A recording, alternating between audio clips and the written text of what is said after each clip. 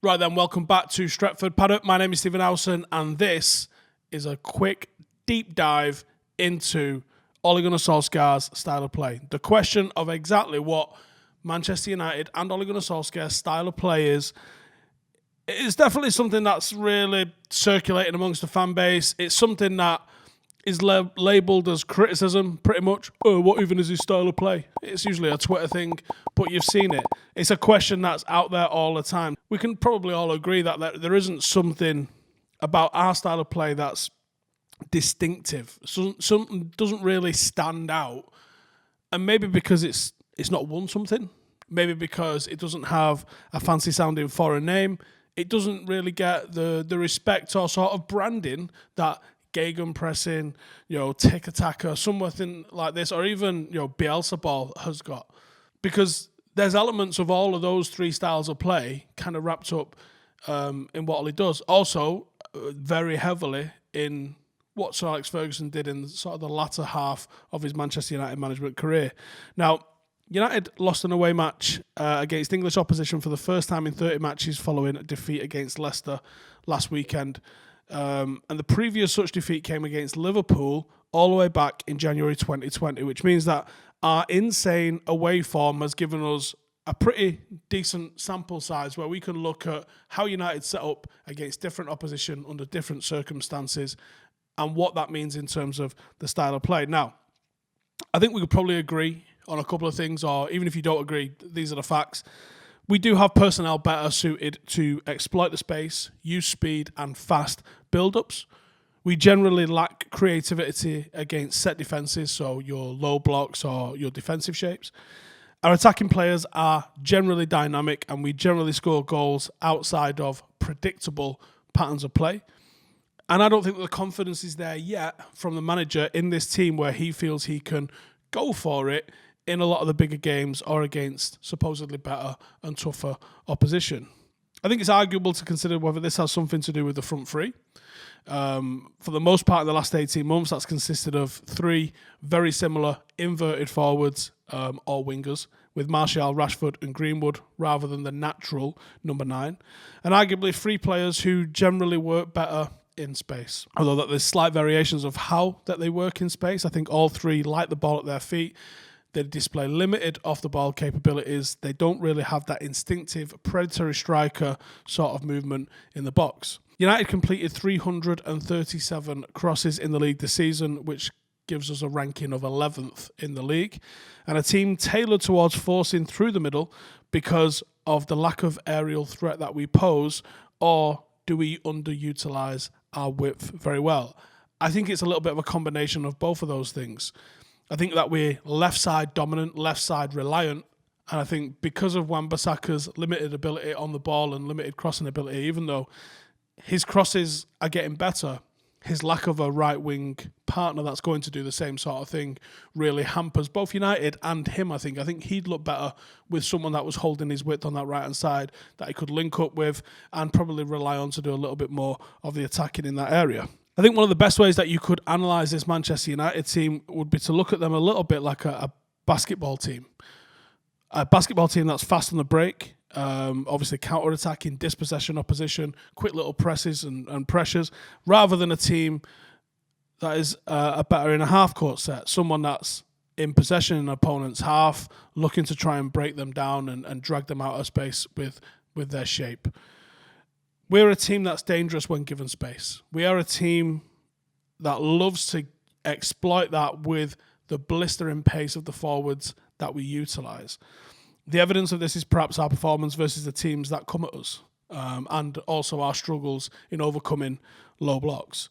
In terms of the actual formation, what's been a staple for Ole of late has been the 4-2-3-1. That can occasionally appear like a 4-2-1-3 whilst in possession. This is where Bruno sort of deploys in a completely free role, roams left and right across the pitch, occasionally finds himself deep, getting involved in build-up play, although not enough for my liking, and definitely goes in occasionally as a shadow striker, getting into the box, getting into the final third. The limiting factor when it attains to this sort of style and pattern is I think you need better, more progressive central midfielders. I don't want to call them defensive midfielders because I don't necessarily think that Fred Matic and McTominay can be completely labelled as defensive midfielders. They're players that end up in a lot of possession for Manchester United.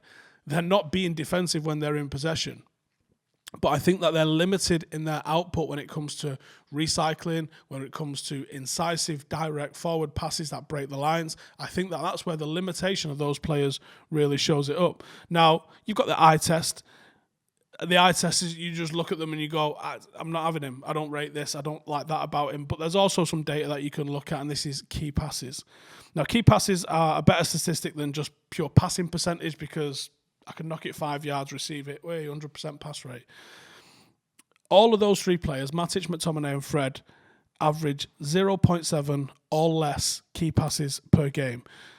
The two sort of deeper midfielders, if we're going to call them, if you want to call them DMs, I guess that's fine. I'm not going to have a massive issue with it, but they're not necessarily defensive. They stay behind the ball. They offer protection for the centre halves.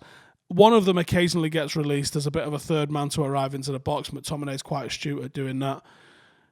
When we're playing lesser opponents, Solskjaer does appear to be more inclined to look for a slightly more progressive sort of midfielder alongside in that 4-2-3-1. Occasionally it's been Pogba, and maybe that's one of the issues is that Pogba's availability hasn't really been there for Manchester United this season.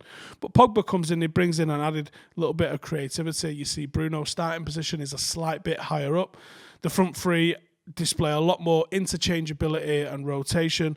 Occasionally we use and lose our width as we're looking to see if they can drift centrally, provide an overlap, particularly on the left-hand side, as we're looking to try and exploit space and break down what's generally going to be a very packed box and a very deep opposition.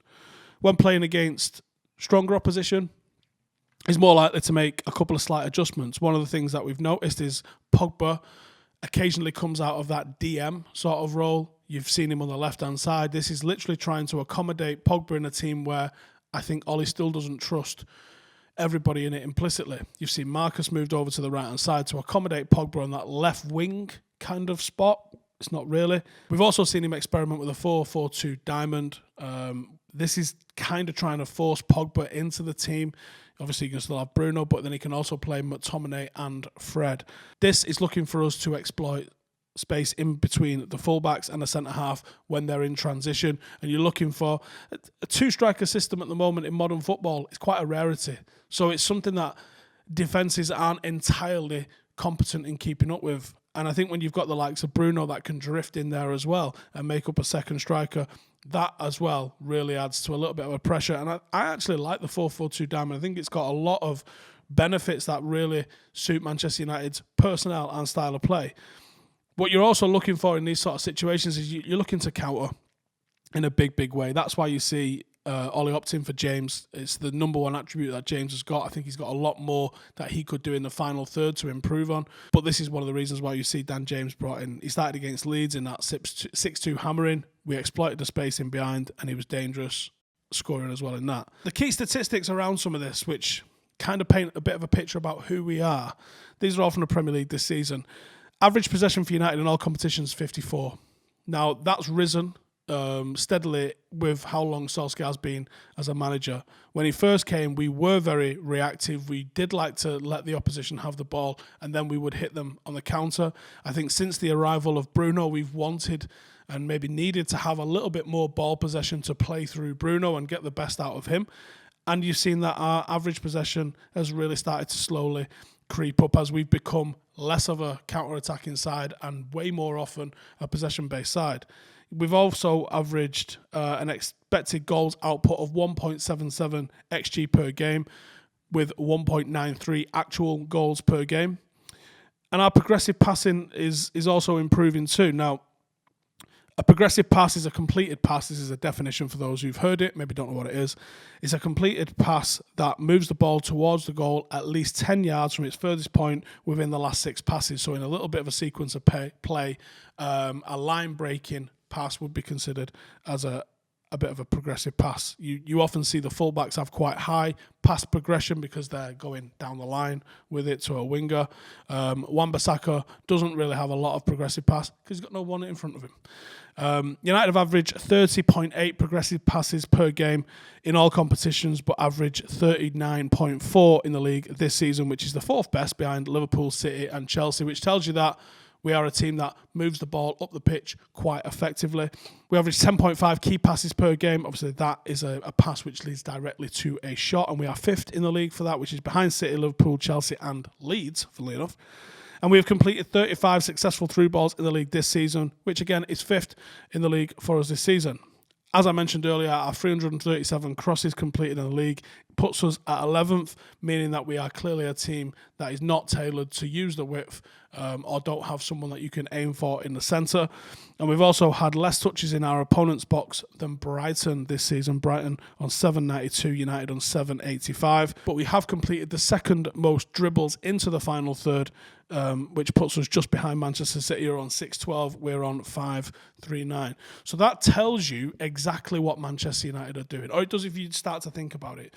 Most dribbles into the final third, just behind Manchester City. Manchester City lead all sorts of metrics. It's almost worth taking them out because they're a bit of an outlier. The most dribbles into the final third tells you that Manchester United occupy the final third quite a lot.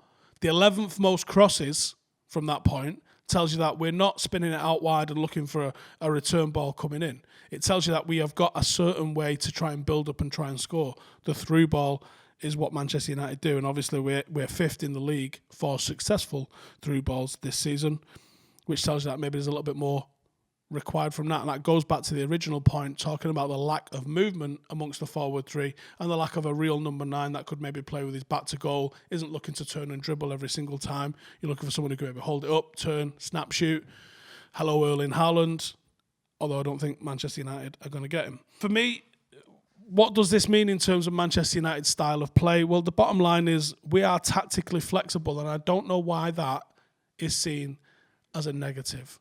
I've seen some of the criticism of Pep Guardiola's team is there's no plan B.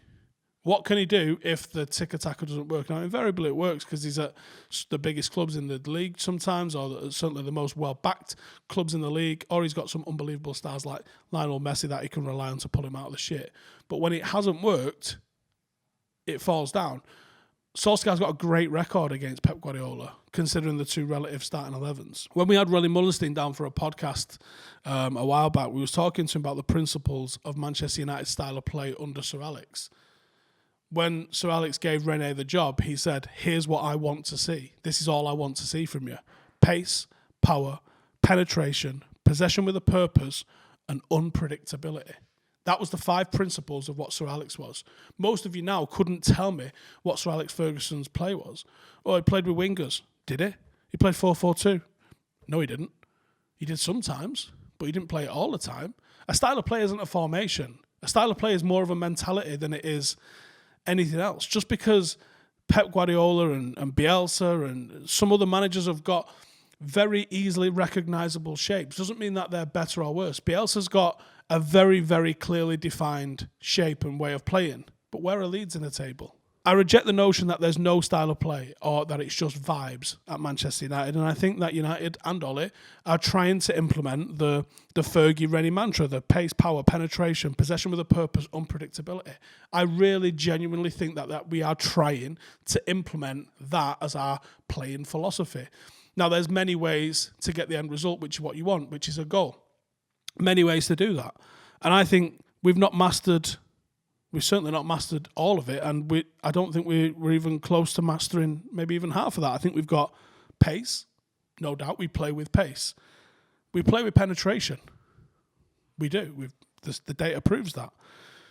Power, I don't think this is a powerful Manchester United side. When I think of power, I think of that 1994 side. It was a manly side, for want of a better word. I think this side's a little bit softer.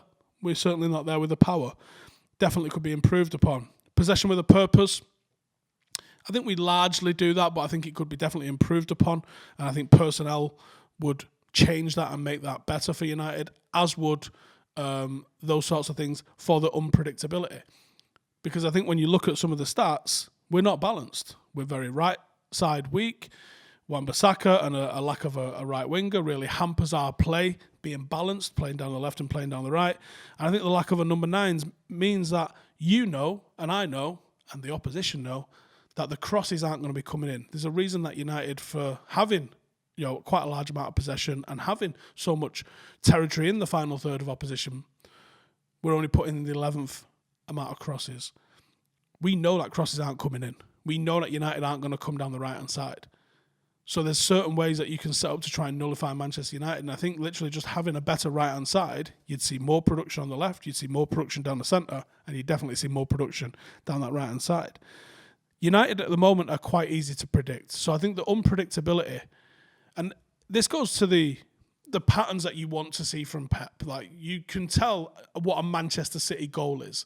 Sometimes it's good to have a basis of that, but you do need that unpredictability. That's a core tenet of what Fergie was about, because it's a massive part of football, not knowing what the opposition are going to do, being surprised by the sorts of things that they can do.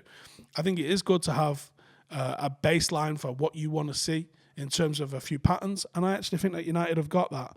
But I also think that this is where the calls of individual brilliance as a negative thing comes into play. Because you aren't going to see crosses, and because you aren't going to see things from the right-hand side, and because it is quite easy for the opposition to try and figure out how United might break them down in attack, you are looking for individual moments of brilliance. But that's why you have those individual brilliant players. They're doing the job that they're supposed to do. Both in possession, dominant situations, and counter-attacking setups, United do have patterns that you can recognise and you can identify. And I think that when United have managed to field some of our stronger lineups, you really see the potential in what this team could go on and achieve. But I think it's several players short of being able to truly compete. And I think it's arguable that, well, I don't think it's arguable that we're anywhere near the City 11. I don't think anyone would argue that. I don't think we're anywhere near a fully fit Liverpool 11. I don't think we're anywhere near a Chelsea 11, to be honest. I think they've got better players in most positions. And I think we're probably, if we're being completely honest with ourselves, we're probably comparable with Leicester's starting 11. I think the goalkeeper situation's on a par. Defensively, pretty much on a par. I think they've probably got a better midfield and we've got a better attack. It's a quite comparable team to where we are. And I don't think we're as balanced as Leicester are. Now, I don't think you see this United play anywhere like what we all want to see us play like until Solskjaer's able to field a fully developed and balanced 11. And if I was going to be completely honest with you, there's maybe 3 or 4 players in the entire team that I wouldn't absolutely change right now. It's going to take time. The rest of them I really would change out if I thought that there was a chance of bringing in first choice quality players. It's not that simple. When you compare this side and this 11 and even this squad to the title-winning United sides, and you should, don't tell me that was in the past. That's the standard you should aim for us to try and become league leaders again. Most of these players aren't cutting it regardless of what they've cost. And unfortunately, the cost brings with that a political element. We need quality, we need balance, we need experience, and we need leadership, and we need it in buckets, and we need to stop conceding at set pieces.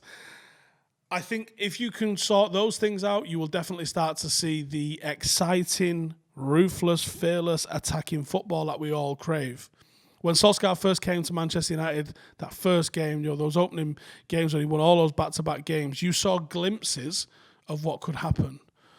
Then injuries happened, he got the job on a permanent basis, and he's now got the horrible task of reshaping this squad. There's a lot of quality been moved on. That quality needs to flow back into the starting 11, and United needs to sign players that tangibly improve the starting 11. Then you can really judge both what Ollie is and what his style of play is truly about. Until then, he's playing with a loaded deck, not in his favour. United, if I said to you, when was the last time United had a proper functioning right wing? It's been a long time. And that's mismanagement. So I see flashes of very good play from Manchester United. Does it have a fancy name? No. But it's there. We are a team that looks to build up, play through balls, attack quickly, exploit space. And maybe we are a bit reliant on a couple of individuals. but the team around them isn't up to standard. It'd be miles better if we had 7 or 8 players that were of that standard and you start to see United competing for trophies. That's what I think. Let me know in the comments if you agree. Do you disagree? Is there anything that I've missed? Let me know in the comments. Make sure to subscribe. I'll see you in the next one. Laters.